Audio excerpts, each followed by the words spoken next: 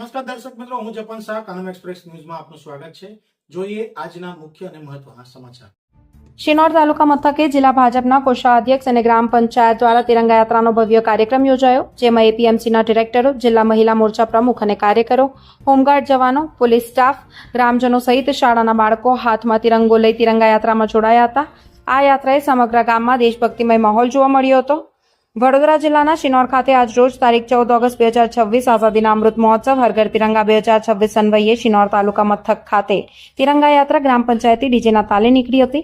જિલ્લા પંચાયત કોષાધ્યક્ષ સચિન પટેલ, ઉપસરપંચ નીતિન ખત્રી, જિલ્લા મહિલા મોરચા પ્રમુખ હિનાબેન મોઢ, તાલુકા ભાજપા મહામંત્રી ધર્મેશ પટેલ, જિલ્લા લઘુમતી મોરચા મહામંત્રી અમીન મેમણ, તાલુકા પંચાયત સદસ્ય કલ્પેશ વસાવા, એપીએમસી ડિરેક્ટરો જયેશ પટેલ, હસમુખ પટેલ, નયન પટેલ, જયેશ પટેલ બરકાલ તથા તાલુકા ભાજપ કાર્યકરો, શિનોરની પોલીસો, જીઆરડી તથા સાર્વજનિક હાઈસ્કૂલ અને પ્રાથમિક શાળાના વિદ્યાર્થીઓ તિરંગા સાથે યાત્રામાં જોડાયા હતા। હાથમાં તિરંગા સાથે ડીજેના તાલે દેશભક્તિના ગીતો સાથે ભવ્ય તિરંગા યાત્રાએ શિનોરમાં દેશભક્તિનો અનેરો માહોલ ઉભો કર્યો હતો। તિરંગા યાત્રાની ઉજવણીનો મુખ્ય હેતુ રાજ્યના લોકોમાં રાષ્ટ્રધ્વજ અને દેશ માટે ગર્વની ભાવના જાગે એ કાર્યક્રમનો રહ્યો હતો। તિરંગા યાત્રા બસ સ્ટેન્ડ, ગ્રામ પંચાયતથી મેઇન બજાર, અધિભાગ, ચારભાગ, નાની ભાગોળથી વંજારી સ્વાસ થઈ પરત શિનોર બસ સ્ટેન્ડ ગ્રામ પંચાયત પરત આવી હતી। સમગ્ર તિરંગા યાત્રા શિનોર નગરના મુખ્ય માર્ગ પર ફરતા ગામમાં દેશભક્તિમય માહોલ જોવા મળ્યો હતો।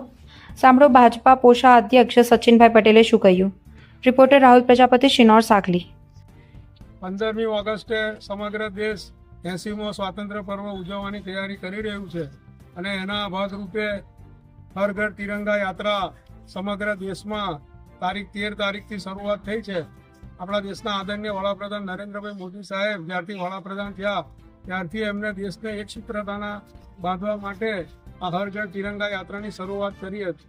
હર ઘર તિરંગા યાત્રા મોદી સાહેબે જે આહવાન કર્યું એને દેશવાસીઓએ જન આંદોલન બનાવી અને આપણે જોઈએ ઘણા વર્ષોથી સમગ્ર દેશમાં તિરંગા યાત્રા ઉજવી રહી છે। તેના ભાગરૂપે શિનોર નગરમાં પણ તિરંગા યાત્રાની ભવ્ય ઉજવણી થઈ। એમાં મારી સાથે મારા ગામના ડેપ્યુટી સરપંચ, તાલુકા પંચાયતના સદસ્યો, ભાજપ સંગઠનના હોદ્દેદારો અને ગ્રામજનો અને તાલુકાના ભારતીય જનતા પાર્ટીના કાર્યકરો, શિક્ષકગણ અને વિદ્યાર્થીઓ ઉપસ્થિત રહ્યા। આ તકે હું દેશવાસીઓને અપીલ કરવા માગું છું 2047માં આપણી આઝાદીને જ્યારે 100 વર્ષ પૂરા થવાના હોય અને નરેન્દ્ર મોદી સાહેબે વિકસિત ભારત બનાવવાનું જે આહવાન કર્યું હોય તો આપણે સૌ સહભાગી થઈ અને વિકસિત ભારત બનાવવામાં આપણે આપણો સિંહ ફાળો આપીએ। અભ્યર્થના, વંદે માતરમ, ભારત માતા કી જય।